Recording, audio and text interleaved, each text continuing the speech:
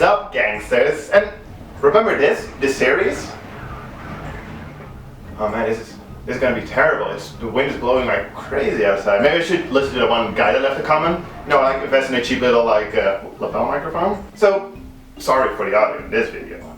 Anyway, remember this series? I actually started working on this 5th part like well over a year and a half, like almost 2 years ago, and I honestly don't remember what stopped me from finishing it back then. But hey, here we are, and in case you're wondering, like, well, what was this again? I'll link to the first part in the series in the video description below. It'll give you a little bit of context, but really all you really need to know is it's basically just an excuse to take a look at a bunch of shitty horror movies. Although the thing is, down the line we're actually going to be talking about a bunch of pretty great and even like classic titles, and that's probably the main reason I wanted to pick this series up again. It's just in this particular video, and that's probably the reason why it took me so long to, you know, actually pick it up again, the movies aren't all that great. Although, in all honesty, I do kind of like the first one, so let's take a look at that. It's Eaten Alive. And, well, hey, with a title like that, what's not to love? Let's take a look.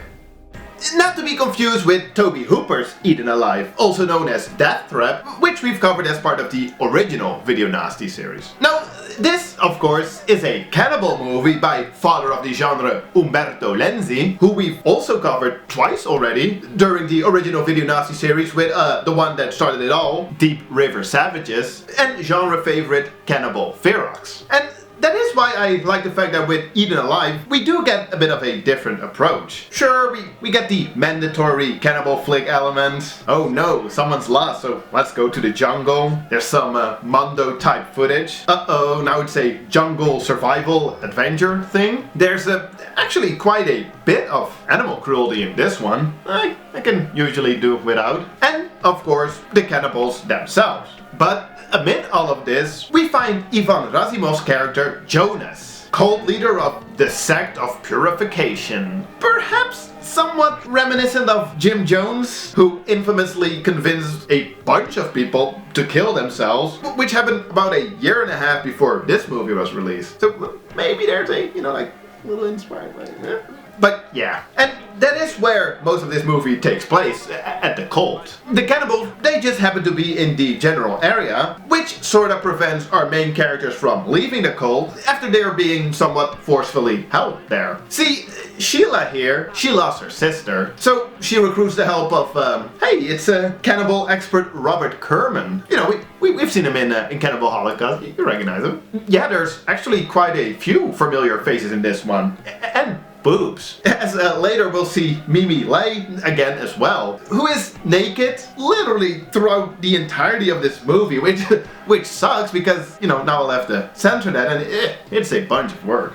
Anyway, they go look for the lost sister and soon find her being brainwashed in Jonas's cult. Although brainwashed, he mostly just drugs people and comes up with bullshit ass rituals like group rapings and whatever the hell you describe this as.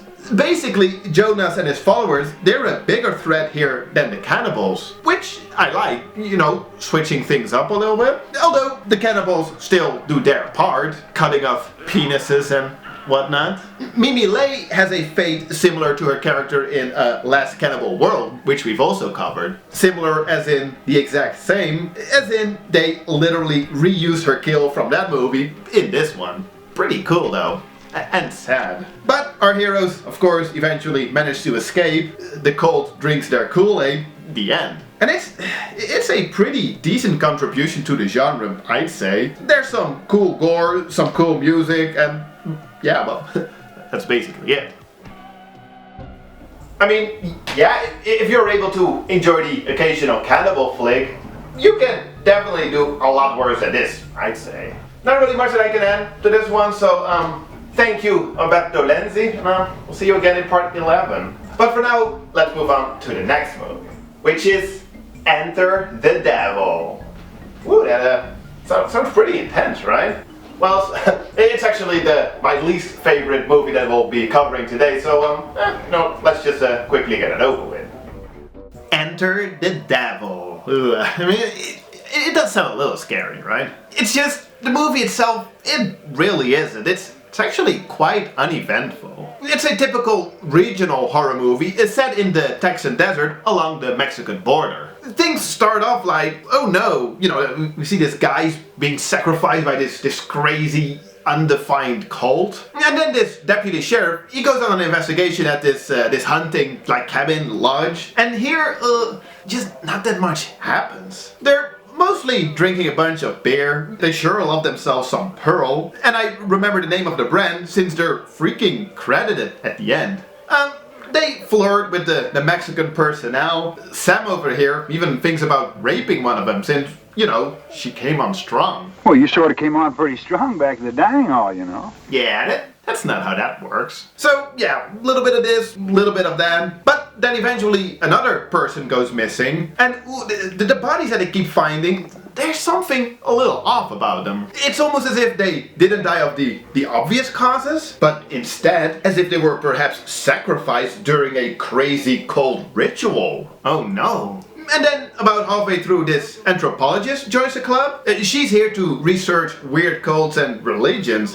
What are the chances? The lodge owner immediately tries to woo her, of course. A man could sure get lost in those eyes. Playa. And then, well, the deputy eventually discovers the cult and But it's just also... it's slow, it's dialogue heavy, with the dialogue not being all that interesting. A little late to be heading back for town. Can you put me up for the night? With an empty lodge, you can have your pick of accommodations. Put it on the county's bill. No, this time it's on me. Beer too? Beer too. Well, in that case, I'll see you later. Okay. It's just all so sleepy. And I found myself dozing off a bunch of times until, at random points you get a bit of excitement. Like, for example, here. What the fuck was that? Jesus, what happened? Why did the car fucking explode mid-air? Oh man. That was cool though. But I guess they saved most of the excitement for the ending, where they hit you with a plot twist. Which I won't spoil for all of those that I've so obviously convinced to watch this movie. It's not great though, the twist. Twists aren't inherently good. This was just an objectively neutral twist. I did love it when the sheriff department came blasting in with fucking machine guns. Jesus Christ, is that how law enforcement works in small town America? It's crazy. Anyway, it's a shame that this movie sort of sucks. It honestly had quite a bit of potential to be, something I enjoy quite a lot. I mean, generally speaking, I love these cult-centered stories, these themes. Even here, I do love the bits with the cult, the whole imagery, the chanting.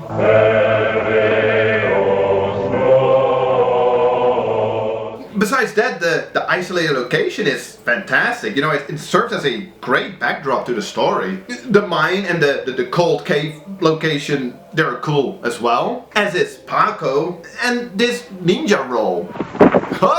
But that's about it.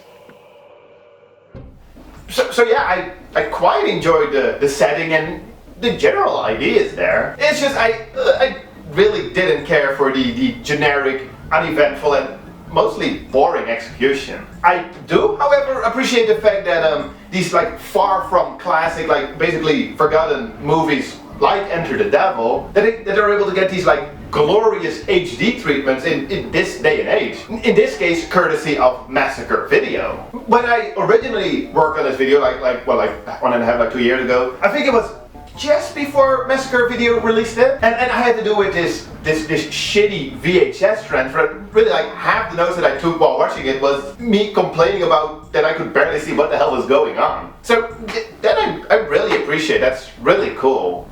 The movie itself, not so much. So let's move on. Which means that it's now time for us to revisit our favorite Video Nasties regular, Jess Franco. If I'm not mistaken, he already provided 4 titles to the original Video Nasties series. And in this one, the Section 3 list, we've already seen him twice. So are you guys as curious as I am as to what he's going to treat us with today? Well, it's the Erotic Rites of Frankenstein. Bet you didn't see that one coming, did you? Well, let's see. Woo, this is quite a liberal interpretation of the literary Gothic classic Frankenstein, as Well, for starters, this features a blind, naked, cannibalistic bird lady with mind control powers, which I believe didn't make the cut in the original work. But let's back up a little bit. This movie was released in '73, as did 11 other Jess Franco movies, including The Demons, which we've covered in the previous part, and with whom this movie shares a bunch of actors. 2 versions of this were shot at the same time, a clothed Spanish version, and the one that we're talking about, like that we're taking a look at right now, the shorter, unclothed French version. And man, this movie is out there. The story has something to do with the evil master Cagliostro killing Dr. Frankenstein and stealing his monster, to then use that monster to catch pretty virgins for him, which he'll then use to create the perfect woman, so that the monster and this perfect woman can breed an army of perfect human beings to take over the world. Which is a terribly flawed plan for several reasons, not the least of which being, how fast did he plan on making this army? Anyway, fortunately, Frankenstein's daughter, Vera, she's here and, well, she's gonna try and stop him. But in all honesty, is the plot something that really matters when you've decided to go and watch a movie called The Erotic Rites of Frankenstein? It shouldn't. What you should is just enjoy the crazy pulp you'll get thrown at you. Like the silver body spray and terrible makeup that they've used on the monster. Definitely Cagliostro's current army of... What even are these? Some of these are literal skeletons. It's... wow. Then there's this whipping scene, which I still have trouble describing, so I'm just showing it. Cagliostro, he definitely thinks it's funny though. The several scenes where Vera just, you know, casually resurrects her father just for a bit to get tiny bits of information out of him. Then there's this acid attack. What happened to his head? What? Oh wow. And of course, the aforementioned bird lady. There's a lot going on here. And sure, I'm making fun of it a bit, but there is some actual good stuff here as well. As often the case with Franco, visually, this is quite on point. The locations are memorable, the wide-angle cinematography is pleasant. There's some fun lighting. But yeah, the movie definitely manages to create quite a bit of atmosphere at times. Sure, overall, the movie, it's not great, but with the French cut clocking in at barely 75 minutes, it definitely doesn't overstay its welcome. It's actually a rather fun and wild ride through the deranged, nonsensical imagination of Jess Franco. Yeah, it's honestly it's not boring, and it is what I usually dread when it comes to like checking out James Franco. Okay, yeah, well. So good job. Of course, this is not the last time we'll be hearing of him during this series. Well, see him one more time. Part 12. But first, the next movie, which is simply called The Evil. See, it doesn't always have to be that complicated. So, let's see what The Evil is all about. Ooh. Well, there's this huge house, and this guy, CJ, he just bought it. It used to be I believe a conservatory for young women, and now he and some friends are gonna renovate it, like fix it up nice, so he can turn it into a, I'm not quite sure actually, but it also doesn't really matter because, well, we all know what's gonna happen. They're in the evil house. Yeah, it actually doesn't take long for CJ's wife, Carolyn here, to spot a ghost. She actually sees him a lot throughout this movie. And then there's this dog who, of course, also notices that something's off, as for some reason, all dogs always detect supernatural activity. Has there been a study on this that I've missed? Anyway, CJ opens this pit in the basement and, looks like he unleashed the evil, and now they're locked inside the house. By the way, did I mention that CJ is not religious?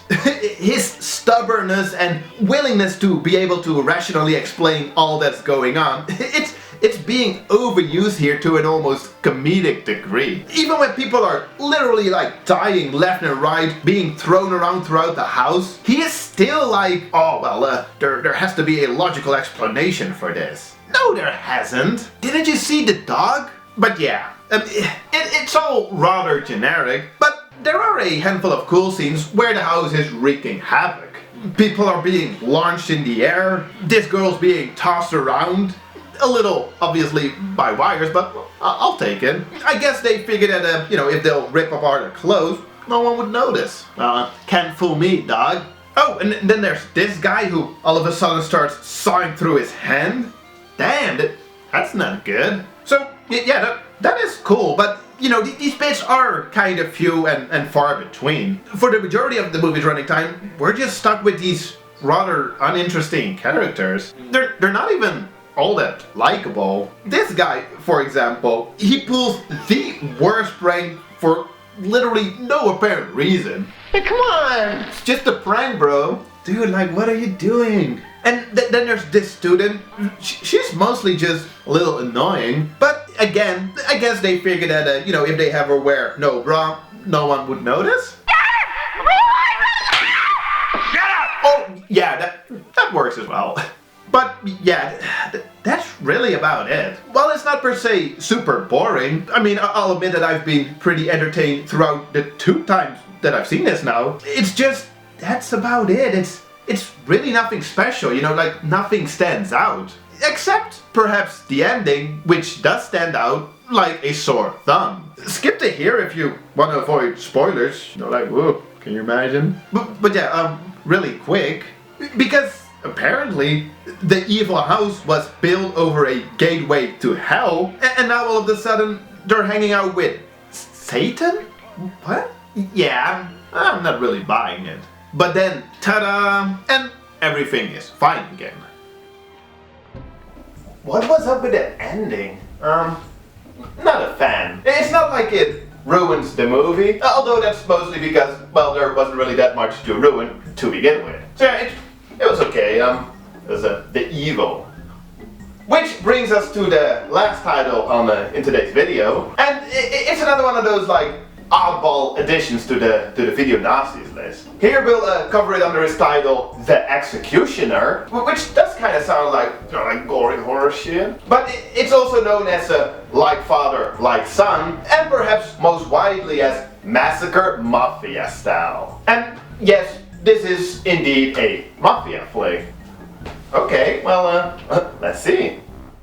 The story behind this movie is actually rather interesting. See, this movie is written, directed and produced by and stars Duke Mitchell. And Duke Mitchell, he was a rather successful Italian-American singer-entertainer who used the earnings from his nightclub act to make this movie so that he could tell his version of, well, basically The Godfather, or, well, the life of the Italian-American and its connection to the mob life and whatnot. So, okay, cool, well, let's see what that's all about. Duke Mitchell plays Mimi, the son of a former mafia boss who decides to move to LA to work his way up in the business. And he plans on doing this with his childhood friend Jolly, who he hadn't seen in forever, but who's almost immediately like, yeah, sure, I'll do some gangster shit with you. And gangster shit they do. Like kidnapping this other high-up mafia boss and sending a package with his finger to his family asking for ransom. That's classic.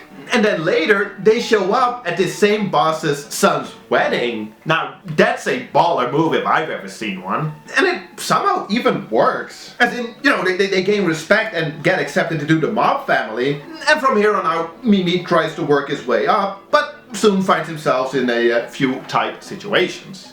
As tends to happen when, like that. So yeah, sounds pretty straightforward, pretty cool. Why is this one on the list again? Well, there are a bunch of action scenes with violent shootouts and whatnot. The movie actually opens with this pretty epic one where first they execute this super convoluted kill and then go on and shoot up the whole place.